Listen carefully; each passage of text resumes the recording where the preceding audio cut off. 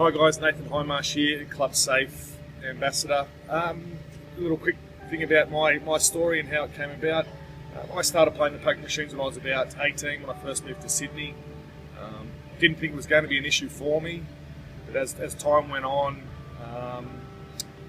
it was harder and harder to stop.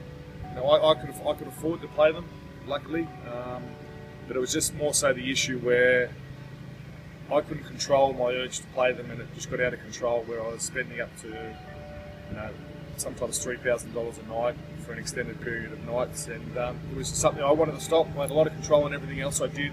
You know, training on the footy field, I could push myself to limits where I couldn't go before, but just couldn't stop myself from pushing one little button on a poker machine, and that was something that it was foreign to me, not being in control, and I kept it hidden for a long time. It wasn't until I had a few arguments with my now wife, some heated arguments, but thankfully for her, thankfully for both of us, that she understood that it was an issue. It just wasn't me going out and blowing money, it was me having an issue with poker machines, and it was at that point when she understood that the situation became more controlled, and I went to seek professional help, which was very beneficial for me.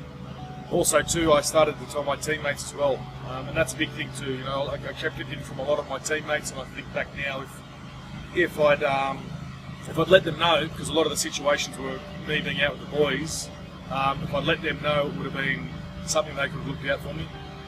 So, in saying that, if you do see a change in one of your work colleagues or a friend or a mate, just don't be afraid to talk to them and ask them if they're all right, if there's any issues. And it doesn't necessarily have to be with gambling, but anything. Because sometimes people just need someone to talk to, and that conversation can open up, you know, a whole new world, and give them the belief that they can go and seek help, and they're not different. They're not strange. They just they have an issue with controlling their gambling. And I know I say it a lot, but you don't have to hit rock bottom. You don't have to have, you know, lost your house, your car. For me, as I said, I could afford to gamble, but I just didn't want to do it anymore, and I couldn't stop that. And that was my issue. You don't have to hit rock bottom to have a gambling issue. So if you do feel as though you're not in control anymore, stick your hand up and ask for help. There's many venues that supply you with the right people to see and the right places to go to. So yeah, don't be afraid. Don't feel embarrassed, because just by talking to someone, it can change your life.